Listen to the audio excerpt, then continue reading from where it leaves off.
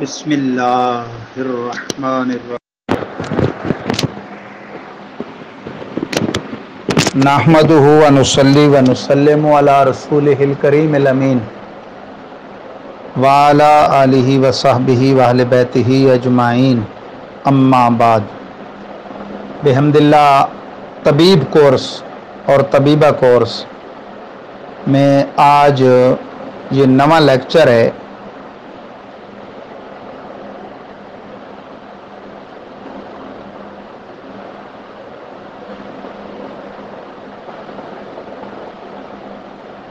یہ یاد رکھیں کہ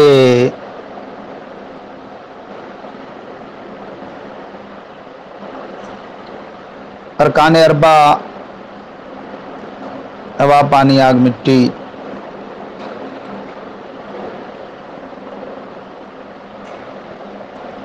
کے مراکز اربع جو ہیں دل دماغ جگر تلی،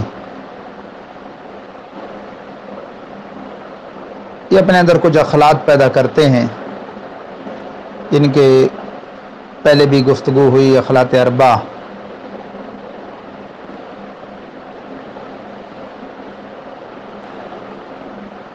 بلغم ہے، سودا ہے، ری ہے، صفرا ہے۔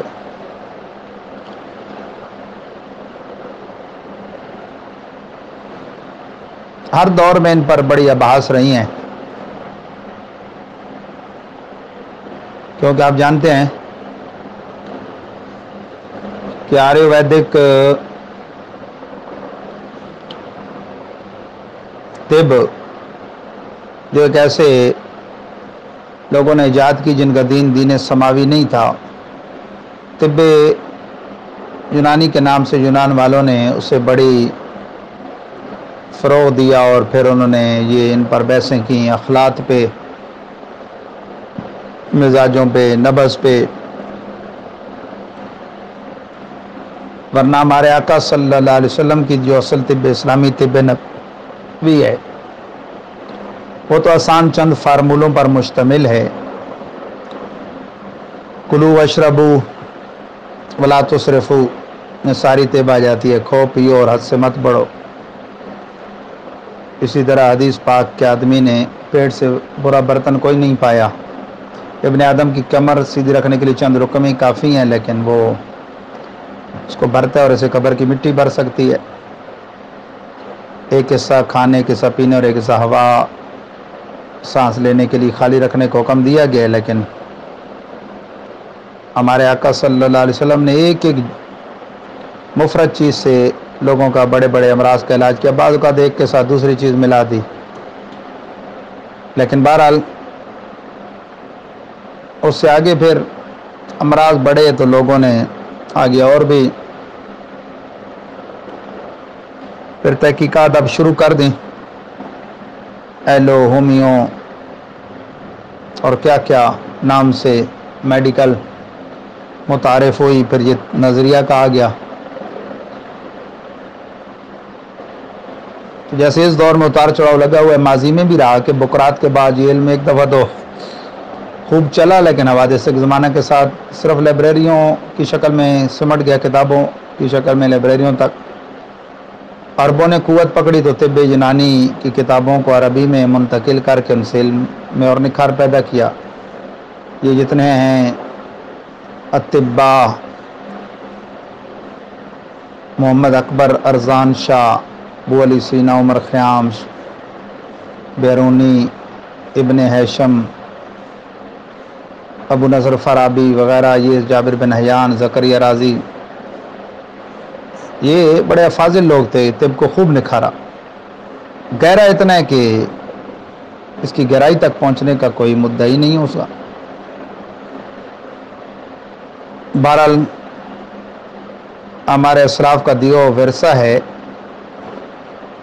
لاکھوں سال پہلے بھی موجود تھا، اب بھی ہے۔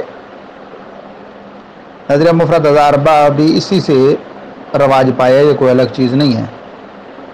آنے والے دور میں اور کوئی نکھار پیدا کرے، ہمیں اس کا بھی قائل ہونا چاہیے اگر کوئی اس میں پیدا کر لے۔ اب تک کے طریقوں میں یہ ایک نکھرا ہوا طریقہ ہے۔ البتہ اربع والے بلغم، سودا اور صفرا کے علاوہ جب ریح کی بات کرتے ہیں تو اس پر اعتراضات بہت ہوتے ہیں. تو یاد رکھیں یہ بھی باقاعدہ خلط ہے اور اس کا جو ایک گروہ منکر ہے اس سے ایسا نہیں ہونا چاہیے. اگر دیکھا جائے تو آیورویدک طریقہ علاج میں بھی جو اب طب یونانی کی شکل میں جدت اختیار کر گیا اور اس کی جدت پہ نظریہ مفرد اعضاء سلاسل اور اربع کی طرف منتقل ہوئی، اس میں بھی وہ وایو یا واد دوش کہہ کے اس کا ذکر کرتے ہیں. کہتے ہیں اس کے بارے میں جب ری پر وہ آتے ہیں تو اس کا نام وات یا وایو دیتے ہیں اور کہتے ہیں یہ ایسی چیز ہے جو خود چلتی اور جسم کو چلاتی ہے، حواس خمسہ کو لے جاتا اور جسم کو اٹھاتا ہے. اسی طرح خوراک وغیرہ کو اپنی جگہ پر اور کیلوس خون وغیرہ کو جسم کے اندر پہنچا کر اس کو بھرتا ہے. یہ بات اور وایو ایسی چیز ہے کہ پیشاب پخانہ کو مناسب وقت تک روکتا ہے وغیرہ وغیرہ. یہ باتیں آج بھی جو ہندوؤں کی کتابیں ہیں ان میں یہ موجود ہیں جو طب سے متعلق.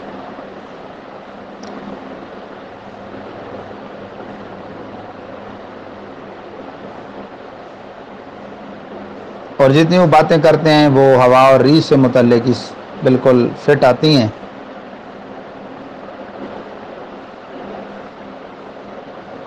جسم کو چلانے والا جنتر دھاری اس کے لیے بلا سے استعمال کرتے ہیں.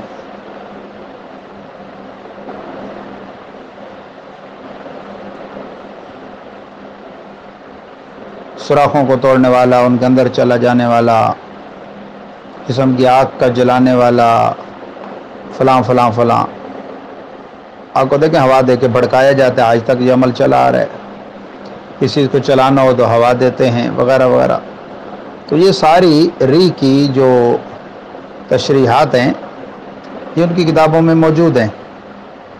بلکہ وہ تو کہتے ہیں کہ یہ سب دوشوں سے زیادہ طاقتور ہے.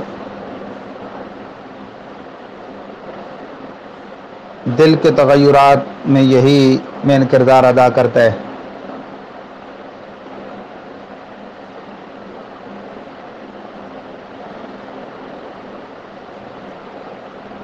جو تغیرات ہوتے ہیں ان میں اس کا کردار ہے.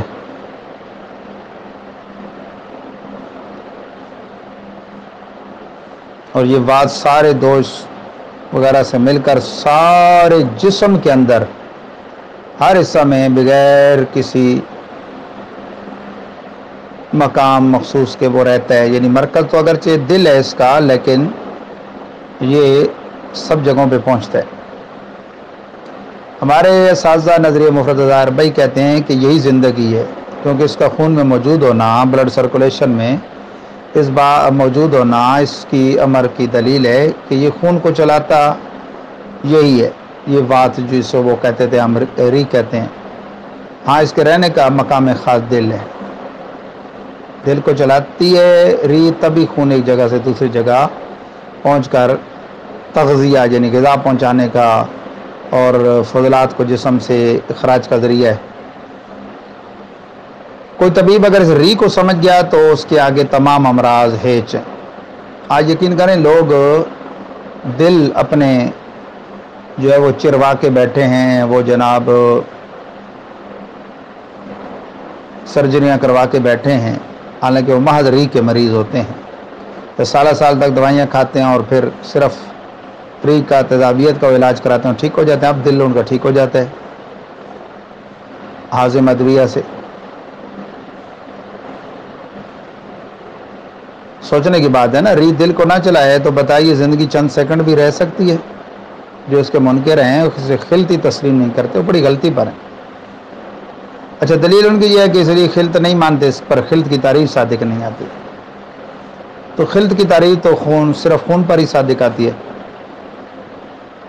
جب خلط کی تعریف صرف خون پر صادق آتی ہے تو پھر بلغم، صفرا، سودا کو خلط کیوں تسلیم کرتے ہیں بھائی آپ؟ ان میں سے بلغم جو صرف خون کا فضلہ ہے، صفرا جگر کے خاص جوہر ہے، سودا خون کی تلچھٹ ہے، اور یہ تر رطب سیال بھی نہیں جو آپ نے خلط کی تعریف طب یونانی والوں کے حوالے سے کرتے ہیں، نظریہ مفرد اعضاء ثلاثہ والے یا دیگر لوگ کہ وہ جو تر رطب سیال ہے، تو یہ تر رطب سیال تو کوئی بھی نہیں ان میں، نہ ہی غذا پہلے ان کی طرف استحالہ کرتی ہے جیسے طب یونانی والوں نے خلط کی تعریف کی۔ غذا تو پہلے تحلیل ہو کر کیلوس و کیموس کی شکل بناتی ہے، وہ شکل اختیار کرتی ہے جو بعد میں جگر کے عمل سے پک کر خون بن جاتا ہے۔ اچھا، ایک دلیل یہ بھی دیتے ہیں ری کو خلط نہ ماننے والے کہ ری نظر نہیں آتی، سوال یہ کہ خون کے اندر بلغم، صفرا، سودا دکھا دیں، جب یہ تینوں بھی ری کی طرح خون میں ملی ہوئی ہوتی ہیں تو ری سے انکار کیوں؟ حالانکہ ری بلڈ سرکولیشن کو چلانے میں سب سے زیادہ معین و مددگار ہے۔ پھر ہزاروں سالوں سے وہ جو طب ویدک ہے یا یونانی اور دیگر طبوں نے امراض ریحی کا جو ذکر کیا اور ان کو تسلیم کیا، ان کے علاج کیے، تو امراض ریحی پھر کہاں سے پیدا ہوا اگر ریح نہیں ہے تو؟ جیسے بواسیر ریحی، وجع المفاصل، یہ جوڑوں کے درد ریحی، درد گردہ ریحی، درد سر ریحی کا باقاعدہ ذکر کرتے ہیں، ان کے علاج بتاتے ہیں، ان کے نسخے بتاتے ہیں۔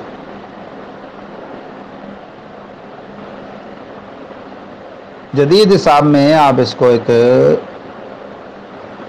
سائنسی طور پہ، عقلی طور پہ سمجھیں کہ دیکھیں چولہے، ٹیکسیاں، کاریں، رکشے آج کل ایک خاص قسم کی گیس سے چلتے ہیں، وہ لیکوڈ حالت میں، جب اس کو کھلا رکھا جائے تو ہوا کے ساتھ ہوا ہو جاتی ہے، اس کا وجود ہی ختم ہو جاتا ہے۔ صرف غور کریں تو معلوم ہوگا آپ کو پودوں، پھولوں، پھلوں کا جو تولیدی نظام ہے وہ صرف ہوا کے ذریعے میلوں دور تک پہنچ کر اپنی نسل بڑھاتا ہے۔ عام اردو کی سائنس کی کتابوں میں لکھا ہے وہاں سے وہ اڑ کے نر درخت کے مادہ تک وہ پہنچتے ہیں تو وہ نسل آگے چلتی ہے۔ کون پہنچاتے ہے؟ ہوا۔ یہ نہ ہو تو کائنات میں زندگی نہ رہے۔ ری جگر میں پکنے والے کیموس کا دخان ہے، دھواں، جو غلظت یعنی گاڑھا پن اختیار کر کے کریات دم، خون کے وہ سرخ خلیے، خون، گوشت اور عضلات کی شکل بنا کے جسم کا نظام چلاتی ہے۔ جب ہم کوئی بھی خشک سرد دوا استعمال کراتے ہیں تو سب سے پہلے دل کے فعل کو تیز کرتی ہے۔ مثلا کوئی بھی کشتہ جو خشک سرد مزاج ہو، کھانے سے فوری طور پر اس کے لطیف اجزاء، سینے کے وہ جو ہے نا، یوں کہہ لیں موریاں، وہ کھڑکیاں، ان کے ذریعے دل میں پہنچ کر اس کی روح حیوانی کو متاثر کر کے دل کا فعل تیز کر دیتے ہیں، اور دل اپنے فعل کو تیز کر کے خون کو جسم کے دور و نزدیک حصوں تک پہنچا کر مرض کو دور کرنے کا سبب بن جاتا ہے۔ ایک بات سے اس کو سمجھیں، ہاتھ پاؤں کا سرد رہنا، بعض بندوں کو یہ مسئلہ ہوتا ہے، کمزور جو بندے ہوتے ہیں نا، خاص طور پہ غیر طبی بڑھاپے کا شکار، ہاتھ پاؤں سرد رہتے ہیں، یہ علامت ہے کس بات کی؟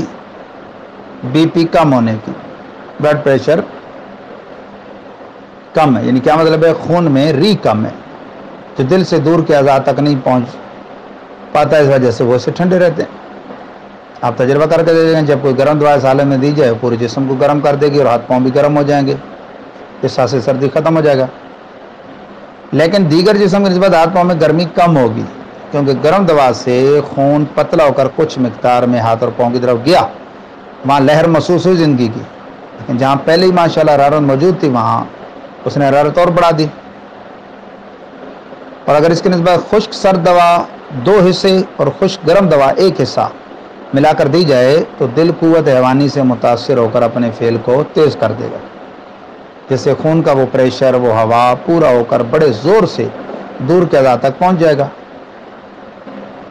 ظاہر ہے جہاں خون پہنچے گا وہاں کے اعضاء کو خون کے ذریعے غذا بھی پہنچے گی اور ان کے اعضاء میں زندگی کی لہر دوڑ جائے گی۔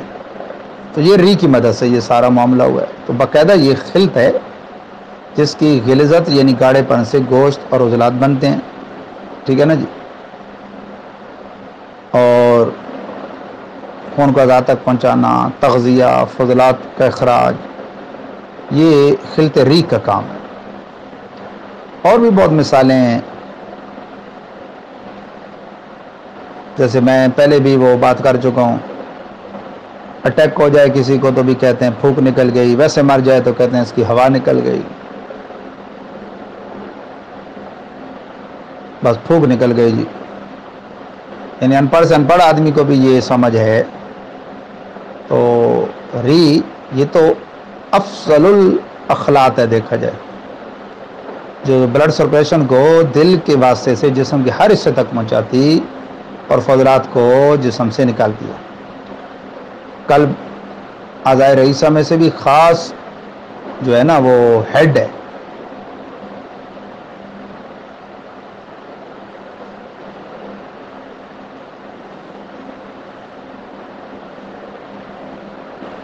اس کے ذریعے یہ چلتی ہے.